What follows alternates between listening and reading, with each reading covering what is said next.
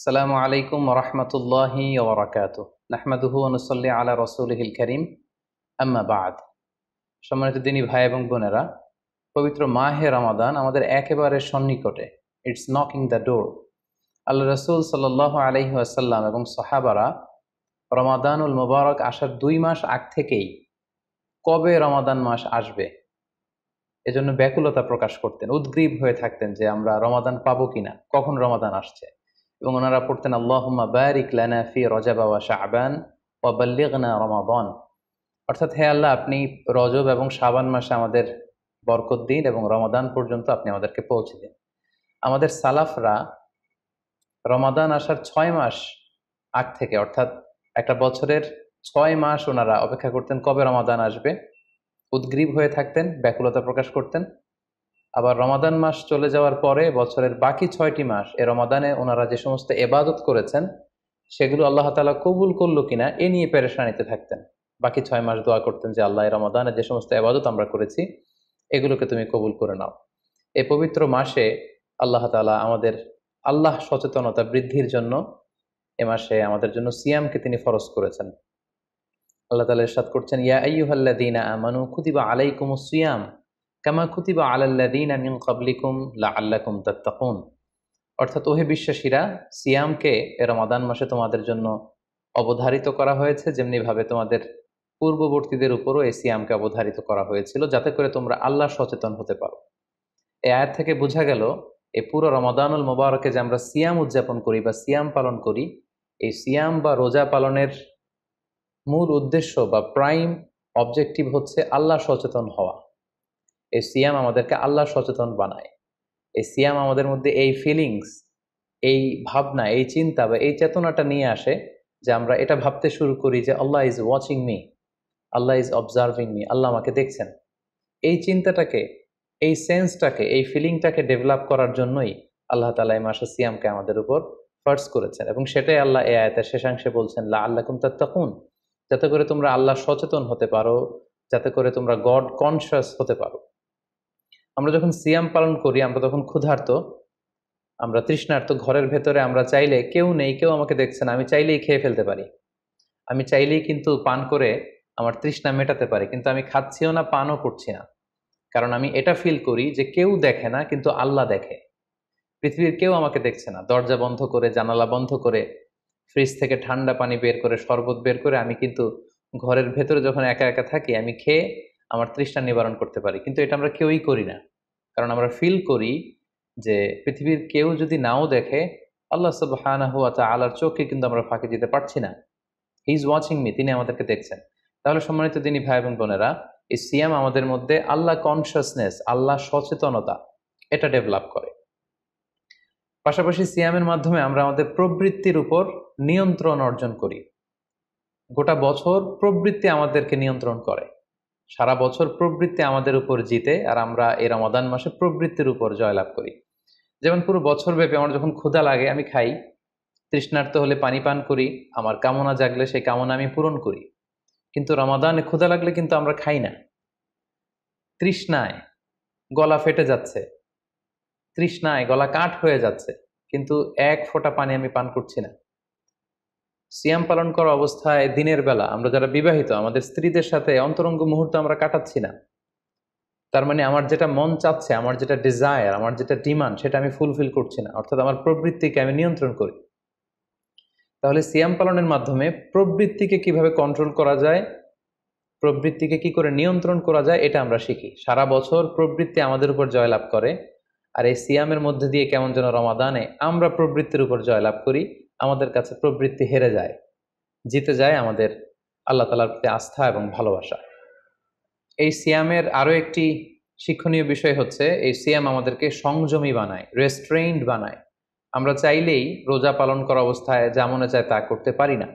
এবং সহিহ বুখারীর বর্ণনায় আল্লাহর হাবিব সাল্লাল্লাহু আলাইহি ওয়াসাল্লাম আমাদেরকে শিখিয়েছেন যে কেউ যখন রোজা রাখে সে যেন অশ্লীল কথা না বলে, রোজা রেখে সে যেন কাউকে গালি না দেয়।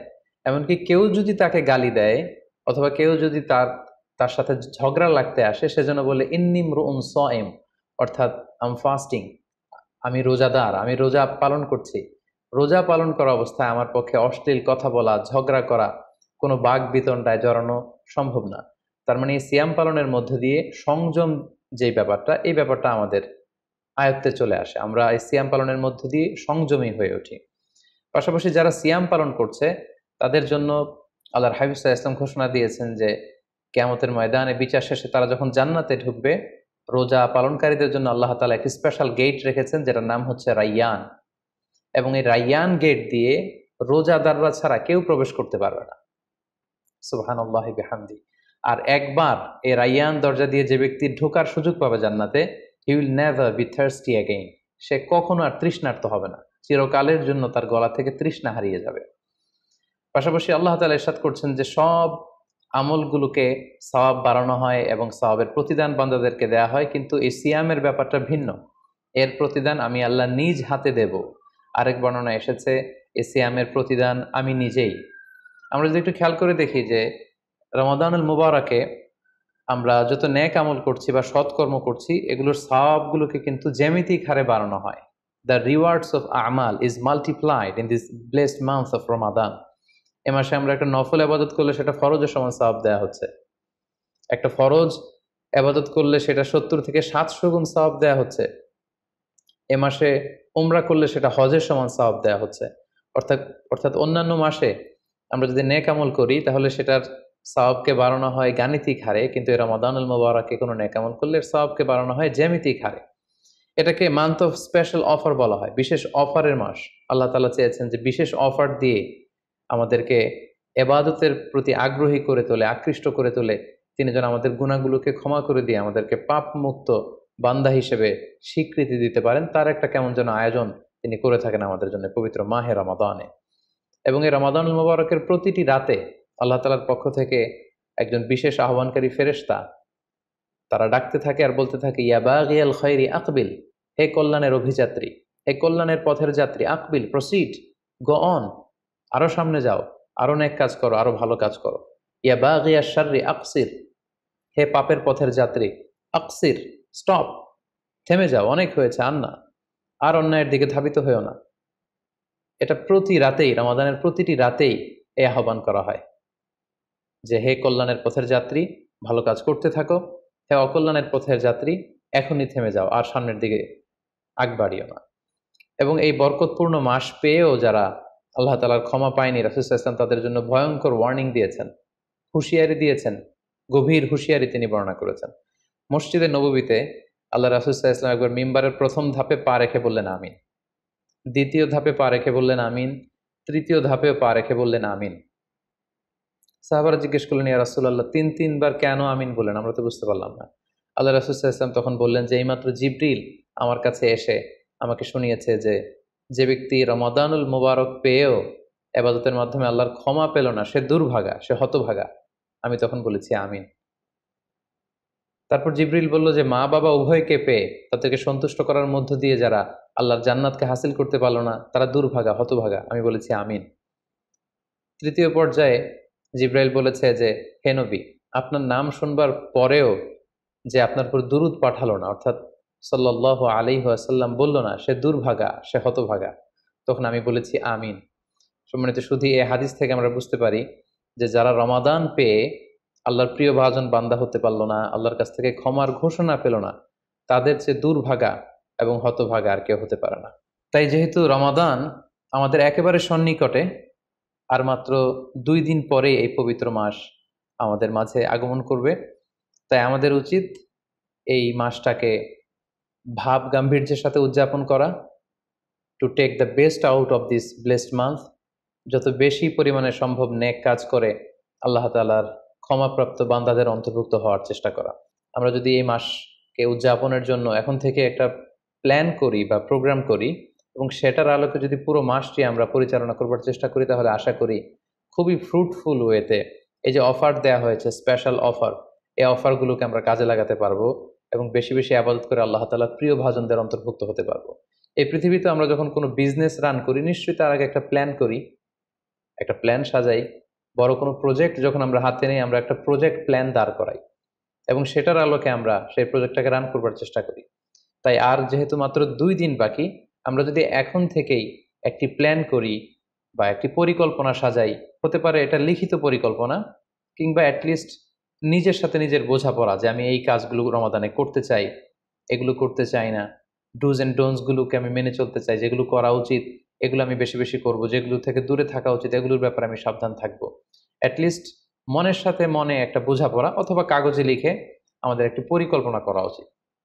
সো এ পর্যায়ে এই রমাদান কেন্দ্রিক আমরা কি ধরনের পরিকল্পনা করতে পারি এবং সেই পরিকল্পনায় কোন কোন বিষয়গুলো স্থান পেতে পারে বলে আমি মনে করি, সেগুলো আপনাদের সাথে সংক্ষিপ্তভাবে শেয়ার করবো ইনশাআল্লাহ।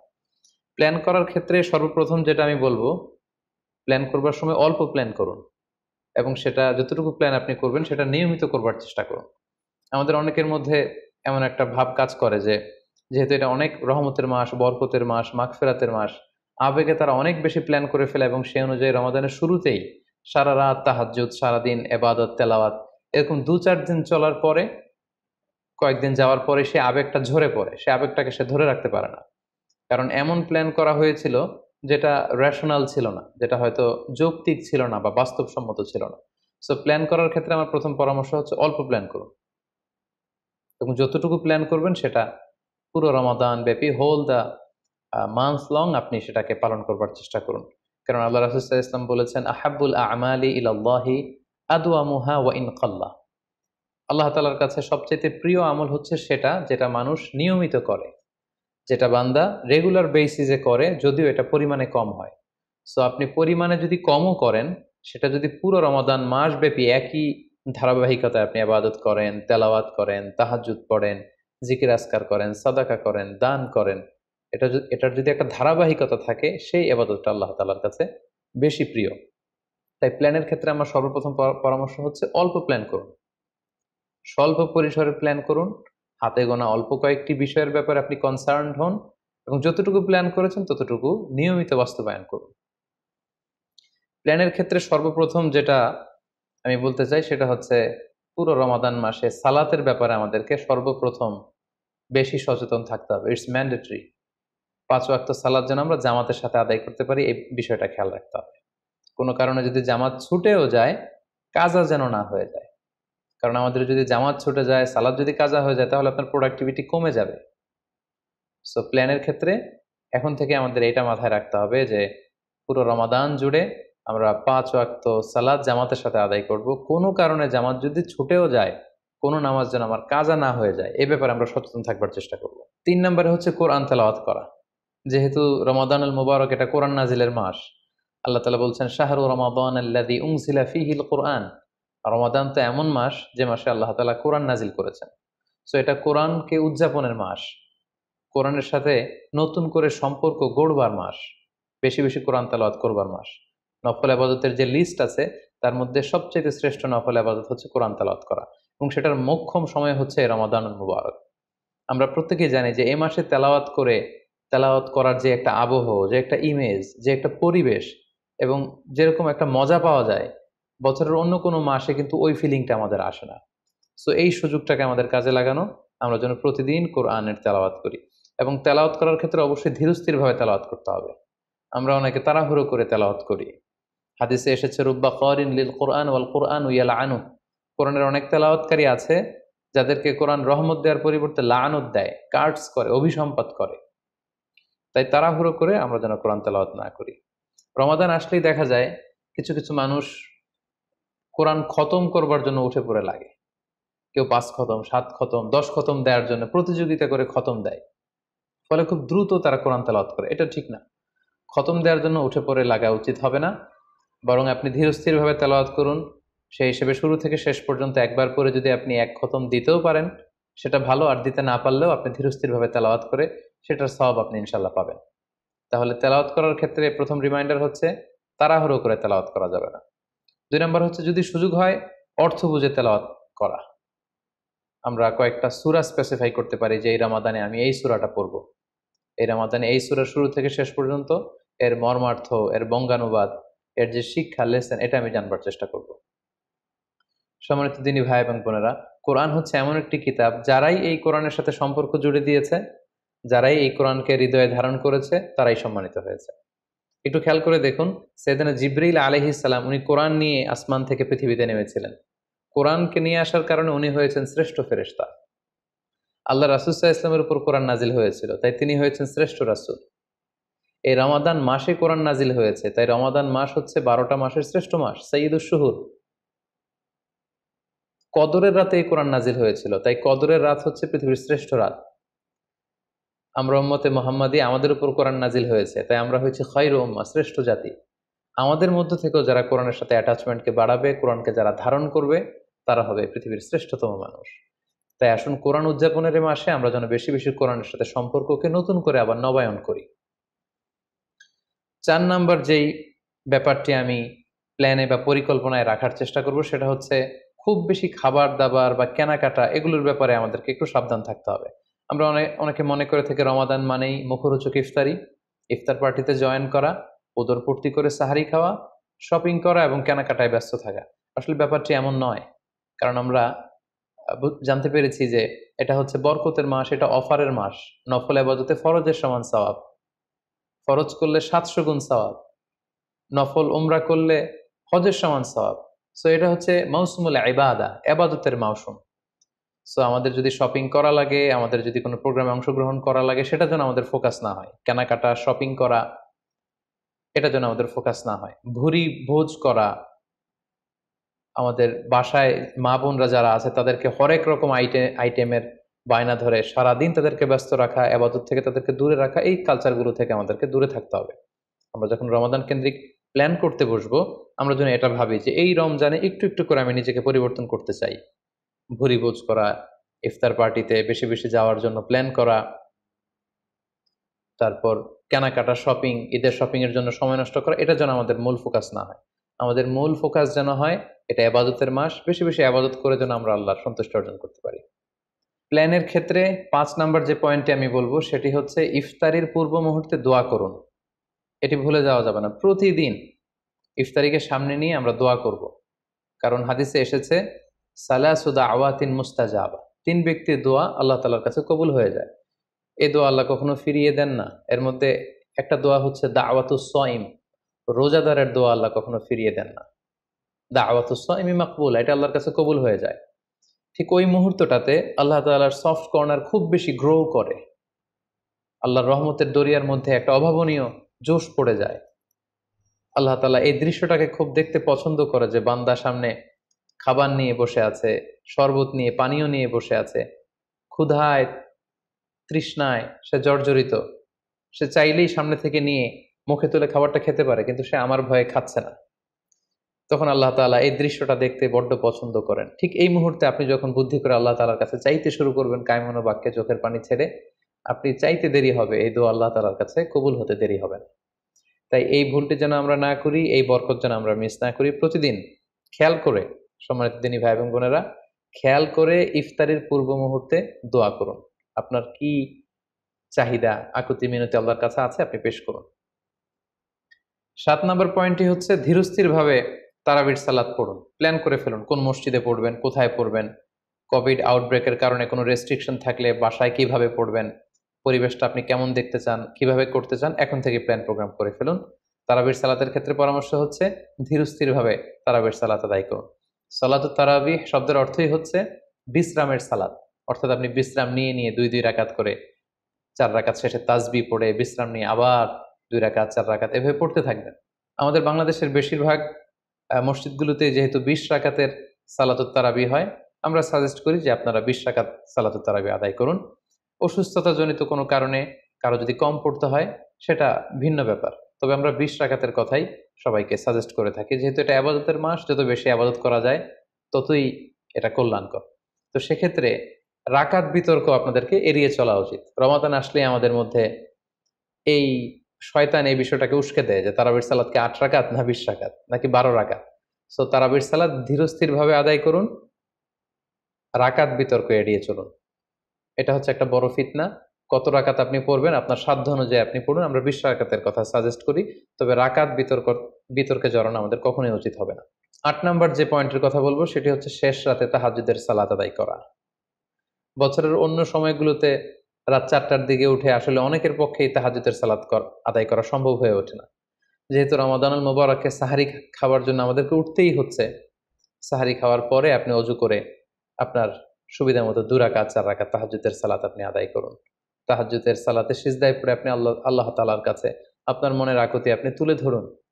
এই মুহূর্তটাতে তাহাজ্জুদের এই সময়টাতে আল্লাহ তাআলা প্রথম আকাশে মনোনিবেশ করে তিনি ডাকতে থাকেন, কার কি লাগবে, কার খাবারের দরকার আমার কাছে চাও, আমি খাবারের ব্যবস্থা করে দেব, কার রিজিকের দরকার রিজিকের ব্যবস্থা করে দেব, কার সফলতা দরকার, আমি আল্লাহ তো সফলতা দেওয়ার মালিক, আমি সফলতার ব্যবস্থা করে দেব।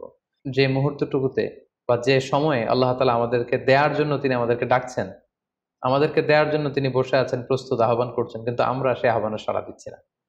তাই রমাদানুল মুবারকে তাহাজ্জুদের সালাতের অভ্যাস করার একটা সুবর্ণ সুযোগ কিন্তু আমাদের আসছে। যেহেতু সাহরি খেতে আমরা উঠবই, উঠে আমরা তাহাজ্জুদের সালাত আদায় করে নেব। 9 নম্বর যে পয়েন্টটি উল্লেখ করতে চাই সেটি হচ্ছে সোশ্যাল মিডিয়ার নিয়ন্ত্রিত ব্যবহার বা পরিমিত ব্যবহার। যত কম ব্যবহার করা যায় ফেসবুক, ইউটিউব, অনলাইনে যত আপনি কম সময় দিতে পারবেন আপনার প্রোডাক্টিভিটি ঠিক তত বাড়তে থাকবে। জরুরি প্রয়োজনে যে সমস্ত কাজ একেবারে করাই লাগে, যেগুলোকে অ্যাভয়েড করা মোটেও সম্ভব না, সেগুলো আপনি করতে পারেন। তবে আমাদের সাজেশন হচ্ছে ফেসবুকিং, টুইটারিং এবং ইউটিউবিং এই সমস্ত কাজে, সোশ্যাল মিডিয়ার কাজে যত কম আপনি এই রমাদানুল মুবারকে সময় ব্যয় করতে পারবেন, সময়টা ঠিক ততই আপনার প্রোডাক্টিভ ওয়েতে কাজে লাগবে ইনশাআল্লাহ। 10 নম্বর পয়েন্ট এবং সর্বশেষ পয়েন্ট হচ্ছে রমাদানুল মুবারকের মূল আকর্ষণ হচ্ছে রমাদানুল মুবারকের শেষ দশকে, অর্থাৎ রমাদানের কদরের রাতগুলো হচ্ছে লাস্ট 10 days অফ রমাদানে। আল্লাহ রাসূল সাল্লাল্লাহু আলাইহি ওয়াসাল্লাম ইরশাদ করেছেন, ফালতামিসু ফিল আশরিল আওয়াখিরি মিনাল বিতর, রমাদানের শেষ দশকের বেজর রাত্রিগুলোতে তোমরা কদরের রাত তালাশ করো। তাই আপনারা যখন প্ল্যান করতে বসবেন, এখনই ক্যালেন্ডার সামনে নিয়ে রমজানের শেষ দশক কত তারিখ থেকে কত তারিখ পরে প্ল্যান করে নিন, এবং অড নাইটগুলো, বেজর রাত্রিগুলো কোন কোন রাত্রিগুলো হতে পারে এখনই প্ল্যান করে নিন। যত ধরনের ব্যস্ততা, যত ধরনের ঝামেলা, যত ধরনের দায়িত্ব, এই কাজগুলোকে আপনি আগে পরে সেরে নেবেন, কিন্তু এই 10 দিনের স্পেশাল টাইমটাকে আমাদের ইবাদতের জন্য রাখা উচিত। আল্লাহ রাসূল সাল্লাল্লাহু আলাইহি ওয়াসাল্লাম রমজানের শেষ দশকে যখন তিনি পৌঁছতেন, তিনি তখন এমনভাবে ইবাদত করতেন, তিনি কাউকে চিনতেন না, কারোর সাথে বেশি কথা বলতে চাইতেন না। তিনি রাতে সারা রাত জেগে থাকতেন, ফ্যামিলি মেম্বারদেরকে উঠিয়ে দিতেন, জাদ্দা ওয়া সাদ্দাল মিজহার, কোমরে গামছা বেঁধে তিনি ইবাদতে লেগে পড়তেন। এই শেষ দশকে তিনি এত ইবাদত করতেন, বছরের কোনো সময়ে আল্লাহ রাসূল সাল্লাল্লাহু আলাইহি ওয়াসাল্লামকে এত বেশি ইবাদত করতে কিন্তু দেখা যেত না। তাই এই শেষ দশকের বেজর রাত্রিগুলো যেন আমরা মিস না করি, এবং শুধু 27 রমজানে আমরা কদর হিসেবে পালন করব, ব্যাপারটা যেন এমন না হয়ে যায়। কারণ যদি কোনো কারণে কদর মিস হয়ে যায়, এটা হচ্ছে খায়রুম মিন আলফি শাহর, 1000 মাসের চেয়েও সেরা। ওই এক রাতের ইবাদত হচ্ছে 1000 মাসের ইবাদতের সমান। এবং আল্লাহর হাবিব সাল্লাল্লাহু আলাইহি ওয়াসাল্লাম বলেছেন, মান হুরিমা খায়রাহা ফাকাদ হুরিম, যে কদরের রাতের বরকত থেকে বঞ্চিত হলো, হি ইজ দ্য লুজার। এই বরকতের মাসে নিশ্চয়ই আমরা কেউই লুজার হতে চাই না, আমরা সবাই গেইনার হতে চাই। সো আমরা যদি গেইনার হতে চাই, রমাদানের সর্বোচ্চ বরকতটুকু যদি আমরা হাসিল করতে চাই, লাস্ট 10 days অফ রমাদান, রমজানের শেষ দশকের বেজর রাত্রিগুলো যেন আমরা খুবই আন্তরিকতার সাথে সিনসিয়ারলি ইবাদত করে কদরের বরকত হাসিল করবার চেষ্টা করি। সম্মানিত দিনী ভাই এবং বোনেরা, রমাদান আসতে আর মাত্র 2 দিন বাকি। সংক্ষিপ্ত পরিসরে রমাদান কেন্দ্রিক আমাদের প্ল্যান কেমন হওয়া উচিত এবং সেই প্ল্যান বা পরিকল্পনাতে কোন কোন বিষয়গুলো আমাদের খেয়াল রাখা উচিত, এই বিষয়ে সংক্ষিপ্ত পরিসরে আমি আলোচনা করলাম। আশা করি এগুলো যদি আমরা খেয়াল রাখি, তাহলে খুব ফ্রুটফুল এবং প্রোডাক্টিভ ওয়েতে আমরা আমাদের রমাদানকে কাটাতে পারবো। আমরা গত বছর আমাদের অনেক প্রিয়জনদের সাথে একসাথে রমাদান কাটিয়েছি, তাদের অনেকে কিন্তু এবছর আমাদের সাথে নেই, এবং কোভিড আউটব্রেকের এই যে সেকেন্ড ওয়েভ, থার্ড ওয়েভ যেভাবে শুরু হয়েছে, আমরা আমাদের অনেক প্রিয়জনদেরকে হারিয়েছি। আমরা এই রমাদান কারা পুরো রমাদান পাবো আমরা জানি না, আবার আগামী বছরের রমাদান পর্যন্ত আমরা বেঁচে থাকবো কিনা সেটাও আমরা জানি না। সো এই রমাদান হতে পারে আমাদের জীবনের শেষ রমাদান। আমাদের we should consider this Ramadan the last and final chance in our life. আমাদের এভাবে চিন্তা করা উচিত যে হতে পারে এটা আমার জীবনের শেষ রমাদান, তাই আমার গুনাহ মাফের একটা সুবর্ণ সুযোগ হচ্ছে এ রমাদান মাস। তাই এই মাসের সর্বোচ্চ বরকতটুকু হাসিল করার জন্য আমরা যেন বুদ্ধিমানের পরিচয় দিই, আমরা যেন বেশি বেশি ইবাদত করে আল্লাহ তাআলার প্রিয় ভাজনদের অন্তর্ভুক্ত হতে পারি। সম্মানিত সুধী, কোভিড আউটব্রেক গোটা বিশ্বব্যাপী ছড়িয়ে পড়েছে। বিশেষ করে বাংলাদেশে সেকেন্ড ওয়েভের কবলে পড়ে আমরা আমাদের অনেক প্রিয়জনদেরকে হারিয়েছি। সো আসুন আমরা সাবধানে জীবনযাপন করি। বি সেফ, যেখানে থাকুন আপনারা সাবধানে থাকুন, সেফ থাকুন, এবং অবশ্যই ঘরের বাইরে যখন বেরোবেন মাস্ক পরে বেরোবেন। হ্যাভ এ গ্রেট রমাদান। আসসালামু আলাইকুম রহমতুল্লাহি ওয়া বারাকাতুহু।